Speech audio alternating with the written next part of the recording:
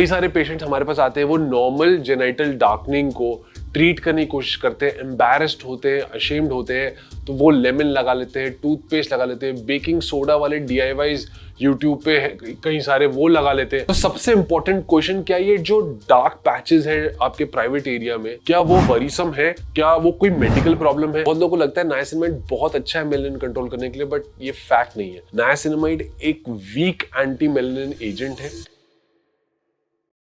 आज इस वीडियो में एक टॉपिक के बारे में हम बात करेंगे जिसके बारे में सभी सोचते हैं, कंसर्न रहते हैं, बट ओपनली उसके बारे में डिस्कस नहीं करते। वो है डार्क प्राइवेट पार्ट्स। ये कोई डर्टी स्किन नहीं है, पुअर हाइजीन नहीं है जिसके बारे में आप खुल के बात नहीं कर सकते और आपको शर्म आनी चाहिए। आप एक्चुअली इसको मेडिकली ट्रीट कर सकते हो। बट इससे पहले हम ट्रीटमेंट की बात करें, हमें एक बात को याद रखना है कि हमारे जो प्राइवेट पार्ट्स है वो हमारी नॉर्मल स्किन से एक्चुअली थोड़े से ज्यादा डार्क होते हैं। बट अगर आपको लग रहा है कि आपके नॉर्मल स्किन और प्राइवेट पार्ट्स में बहुत ज्यादा फर्क है, या फिर आपको लग रहा है कि पहले के कंपैरिजन में आपके जो प्राइवेट पार्ट्स है वो ज्यादा डार्क हो गए हैं, तो देखते हैं उसके क्या क्या कॉजेज हो सकते हैं। तो सबसे पहले आता है friction. Tight underwear, tight jeans, आजकल फैशन है, हम बिल्कुल स्किनी क्लोथ्स पहनते हैं, हम सब पतला लगना चाहते हैं। अब इसके चक्कर में क्या होता है, काफी फ्रिक्शन जनरेट होती है और इस फ्रिक्शन के कारण वो जो स्किन है वो एक डिफेंसिव मैकेनिज्म में चली जाती है, वहां पे थोड़ी थिकनिंग हो जाती है जिसकी वजह से वो डार्क दिखाई देती है। लड़कियां तो हेयर रिमूवल करती ही हैं, अब लड़के भी हेयर रिमूवल करते हैं। कई तरीके की क्रीम्स मिल रही हैं बाजार में, लोग वैक्सिंग करते हैं, कई बार लेजर हेयर रिडक्शन से बर्न हो जाता है और उसके बाद प्राइवेट पार्ट्स में डार्क स्पॉट छूट सकते हैं। इसके अलावा हार्मोन्स एक बहुत मेन कारण है। जिन लड़कियों को पॉलीसिस्टिक ओवेरियन सिंड्रोम या डिजीज है प्रेगनेंसी के बाद, और जिन लोगों का वेट एक्सेसिव है, इंसुलिन रेजिस्टेंस के कारण वहां पे कुछ ऐसी इन्फ्लेमेटरी प्रोटीन्स बनती हैं जो कि आपके नेक, अंडर आर्म्स और कई बारी प्राइवेट पार्ट्स को भी डार्क कर देती है। इसके अलावा प्राइवेट पार्ट्स पे रैशेस काफी कॉमन होते हैं। फंगल इन्फेक्शन इंडिया में एक बहुत बड़ा एपिडेमिक है, इसके ऊपर मैंने पहले भी वीडियो बनाई है, आप उसको जाके चेक कर सकते हैं। और ये जो फंगल इन्फेक्शन है, रैशेस है, जब ये हील होते हैं तो वहां पे भी डार्क स्पॉट्स जो है वो छूट जाते हैं। इसके अलावा एक कॉमन कारण जो हमारे हाथ में नहीं है वो है जेनेटिक्स। कुछ लोगों के जेनेटिक्स में ऐसा हो सकता है कि उनके जो प्राइवेट पार्ट्स है वहां मेलानिन, मेलानोसाइट्स की जो कॉन्सेंट्रेशन है कलर बनाने वाले सेल्स की वो ज्यादा हो, जिसके वजह से वो एरिया डार्क दिखाई दे। कई सारे पेशेंट्स हमारे पास आते हैं, वो नॉर्मल जेनिटल डार्कनिंग को ट्रीट करने की कोशिश करते हैं, एम्बैरेस्ड होते हैं, अशेम्ड होते हैं, तो वो लेमन लगा लेते हैं, टूथपेस्ट लगा लेते हैं, बेकिंग सोडा वाले DIYs यूट्यूब पे कई सारे वो लगा लेते हैं, और इससे भी उनकी जो प्राइवेट पार्ट की स्किन है वो बर्न हो जाती है और वो एक डार्क स्पॉट्स में कन्वर्ट हो जाती है। तो सबसे इंपॉर्टेंट क्वेश्चन, क्या ये जो डार्क पैचेस है आपके प्राइवेट एरिया में, क्या वो वरीसम है, क्या वो कोई मेडिकल प्रॉब्लम है? अगर आपको किसी तरीके की रेडनेस नहीं है, इचिंग नहीं है, कोई डिस्चार्ज नहीं है, पस वाले दाने नहीं है और कोई प्रॉब्लम नहीं है, आपको कोई पेन नहीं है, तो मोस्ट लाइकली वो डार्क पैचेस जो है वो सिर्फ एक कॉस्मेटिक कंसर्न है और उसका ट्रीटमेंट कराना कंप्लीटली ऑप्शनल है। बट अगर आपको लग रहा है वहां पे इचिंग है, रेडनेस है, स्केलिंग हो रही है, स्किन थोड़ी सी छूट रही है, तो डेफिनेटली वो फंगल इन्फेक्शन हो सकती है, कोई रैश हो सकता है और आपको अपने डर्मेटोलॉजिस्ट से तब मिलना चाहिए। अब क्या क्या चीजें हमें नहीं करनी चाहिए अगर हमारे प्राइवेट पार्ट्स डार्क है? तो सबसे पहले टाइट अंडरवेयर नहीं पहनिए, क्योंकि उससे आपके प्राइवेट एरियाज डार्क हो सकते हैं। जहां तक पॉसिबल आपको जो फैब्रिक है वो कॉटन कंफर्टेबल होना चाहिए, कि कॉटन स्वेट अब्सॉर्ब कर लेता है, फ्रिक्शन इतनी नहीं होती। सिंथेटिक नहीं होना चाहिए, क्योंकि सिंथेटिक में स्वेट अब्सॉर्ब नहीं होता और उससे वहां पे फंगल इन्फेक्शन के चांसेस बढ़ जाते हैं। बहुत सारे लोग ऑब्सेसिवली शेविंग करते हैं अपने प्राइवेट पार्ट्स में, डेली शेविंग की वजह से भी डार्क स्पॉट्स हो सकते हैं, इसलिए डेली शेविंग भी आपको अवॉइड करनी है। किसी भी तरह का फिजिकल स्क्रब जैसे कि लूफा हो गया, आपको बिल्कुल भी प्राइवेट पार्ट्स में नहीं यूज करना है, क्योंकि यहाँ की स्किन बहुत थिन और सेंसिटिव होती है। कई सारे यंग बच्चे हमारे पास आते हैं, वो अपने प्राइवेट पार्ट्स को वॉश करते हैं बार बार। कई सारे प्रोडक्ट्स मार्केट में अवेलेबल हैं जो कि क्लेम करते हैं कि वो प्राइवेट पार्ट्स के लिए बने हैं, बट ऐसा कुछ भी नहीं होता है। जो सोप, जो बॉडी वॉश अपने बॉडी पे लगाते हो, वही सेम बॉडी वॉश आप अपने प्राइवेट पार्ट्स में भी लगा सकते हो। अपने प्राइवेट एरिया की स्किन को आपको बेसिकली जेंटली ट्रीट करना है, उसको बाथरूम की टाइल की तरह आपको रगड़ने की, साफ करने की जरूरत बिल्कुल भी नहीं है। अब सबसे बेसिक आपको क्या क्या करनी चाहिए, एक आपको खुली ब्रीदेबल कॉटन बेस्ड अंडरवेयर पहननी है। जेंटल फ्रेग्रेंस फ्री क्लेंजर आपको यूज करना है, दिन में एक बार उस एरिया को वॉश करना सफिशिएंट है। उस एरिया को अच्छे से आप मॉइस्चराइज रखो, सेरामाइड बेस्ड मॉइस्चराइजर आप यूज कर सकते हो अपने प्राइवेट पार्ट्स की हाइड्रेशन के लिए। कुछ रिकमेंडेशन अच्छे मॉइस्चराइजर्स और बॉडी वॉश का मैं नीचे डिस्क्रिप्शन में डाल दूंगा, आप उसको डेफिनेटली चेकआउट कर सकते हो। अब अगर आपको लग रहा है कि पहले के कंपैरिजन में आपके जो प्राइवेट पार्ट्स है वो ज्यादा डार्क हो चुके हैं, या फिर आप कॉन्शियस रहते हो उस एरिया की डार्कनिंग के लिए और कुछ करना चाहते हो ताकि वो थोड़े लाइट दिखाई दे, तो मैं आपको कुछ अच्छे मॉलिक्यूल्स बता देता हूँ जो आप यूज कर सकते हो सेफली घर पर। सबसे पहले नायासिनामाइड बेस्ड क्रीम्स और सीरम्स अवेलेबल है। मैं आपको एडवाइस करूंगा प्राइवेट पार्ट्स में आप क्रीम बेस से स्टार्ट करो, क्योंकि वो थोड़ी हाइड्रेशन देता है और उससे आपको कोई साइड इफेक्ट नहीं होगा। 5% से आप चार्ज कर सकते हो, 10% तक आप जा सकते हो। नायासिनामाइड बेसिकली आपके मेलानिन का ट्रांसफर रोकता है टॉप लेयर्स पे। बट बहुत लोगों को लगता है नायासिनामाइड बहुत अच्छा है मेलानिन कंट्रोल करने के लिए, बट ये फैक्ट नहीं है।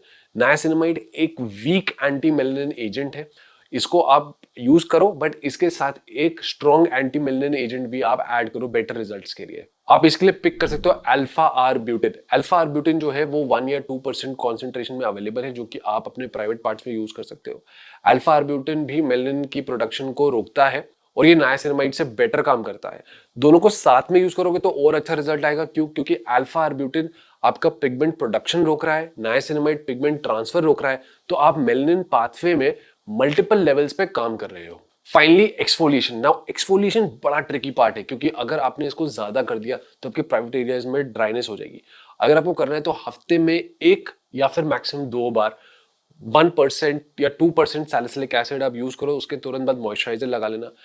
या फिर आप यूज कर सकते हो lactic acid. Lactic acid is even better, क्योंकि लैक्टिक एसिड मॉलिक्यूल का साइज बड़ा होता है, वो स्किन में तेजी से पेनिट्रेट नहीं करता, धीरे धीरे काम करता है और आपकी जो एक्सफोलिएशन है उसको जेंटल रखता है, जो कि प्राइवेट पार्ट्स के लिए आइडियल है। अब कब तक ये चीजें काम करेगी, किसी जल्दी में मत रहना। अगर जल्दी भागने की कोशिश करोगे तो गलती करोगे। 8 to 12 वीक्स का टाइम आपको देना है इन सारी क्रीम्स को अगर आप यूज कर रहे हो, to show you some good changes. और हाँ, एक और बात याद रखना कि अपने स्किन के अंदर वाले पार्ट या फिर यानी कि जो म्यूकोजा जिसको हम बोलते हैं बॉडी का, जहां पे आपकी स्किन की प्रोटेक्शन नहीं होती, वहां पे ये सारी क्रीम्स नहीं लगानी होती। उन एरियाज को लाइट करने की कोशिश मत करना। आप केवल अपने स्किन पे ही ये सारी क्रीम्स लगा सकते हो। अब बात करते हैं प्रोफेशनल ट्रीटमेंट की। अगर आप इतनी देर वेट नहीं कर सकते 8 to 12 वीक्स, या फिर आपको लगता है कि डार्कनेस बहुत ज्यादा है, या फिर आपको उतने अच्छे रिजल्ट्स नहीं मिल रहे हैं होम केयर के साथ, तो you can go for professional treatment. मैं आपको 2 ट्रीटमेंट सिर्फ बताऊंगा और ये गेम चेंजर ट्रीटमेंट्स हैं डार्क स्पॉट्स लाइटनिंग की प्राइवेट पार्ट्स में। सबसे पहले pigment erase pro intimate. Pigment erase pro intimate में 2 स्टेप्स होते हैं, एक क्लिनिक का स्टेप होता है, एक आपके घर का स्टेप होता है। तो इसमें हम आपके प्राइवेट पार्ट्स पे क्लिनिक में उसे क्लीन करके वहां पे एक मास्क लगा देते हैं। इस मास्क को फ्यू आवर्स के लिए हम लगा के रखते हैं और उसके बाद हम उसे रिमूव कर सकते हैं। इसके वजह से इस एरिया में हल्की फुल्की पीलिंग हो सकती है। आपको कुछ दिन अगले मॉइस्चराइज करना होगा और उसके बाद जब वो पीलिंग का पार्ट खत्म हो जाए, हो सकता है आपको पीलिंग दिखाई ना दे, बट 2 या 3 दिन आप मॉइस्चराइज करोगे। उसके बाद इसी कंपनी का एक जेल आता है जो आप इस प्राइवेट पार्ट्स में लगाओगे और जिसे हम डर्मिलान इंटीमेट जेल बोलते हैं। और ये यूज करने पर धीरे धीरे आपकी जो पिगमेंट है उस एरिया का वो कम होने लग जाएगा। इसके अंदर किस टाइप के इंग्रेडिएंट्स हैं? Niacinamide, salicylic acid, kojic acid, glycine और कई सारे प्लांट एक्सट्रैक्ट्स भी हैं इसमें, और ये काफी अच्छा काम करता है। स्पेशली बना है कि आपके प्राइवेट पार्ट्स के लिए, इसलिए इसमें ज्यादा इरिटेशन, बर्न होने के चांसेस नहीं है, जो कि दूसरी ट्रेडिशनल केमिकल पील्स जो है वो आपको कर सकती है। रिजल्ट्स कब आएगा? 1 month onward you should start to see lightning of the dark spots. क्या ये रिजल्ट्स परमानेंट होंगे? मोस्ट केसेस में होंगे। कुछ केसेस में जिनमें जेनेटिक कंपोनेंट इन्वॉल्व है, उसमें हम पेशेंट को बोलते हैं कि आप एक मेंटेनेंस क्रीम लगाते रहो लॉन्ग टर्म के लिए। और कुछ लोग हैं जिनमें बहुत ज्यादा स्पॉट्स वापस आ जाते हैं, वो वंस अ ईयर जो है उसको मेंटेनेंस के लिए करा सकते हैं, या फिर जो इसका सिर्फ जो जेल आता है डर्मिलान इंटीमेट जेल, वो घर पे खुद से यूज कर सकते हैं। एक और ऑप्शन है मीलाइन इंटीमेट। ये पिगमेंट इरेज प्रो और डर्मिलान जेल से थोड़ा कॉस्ट इफेक्टिव ज्यादा है। मीलाइन में आपकी जो पील है प्राइवेट पार्ट्स की, वो एक आती है जिसको आप क्लिनिक कराने जाते हो 3 टाइम्स।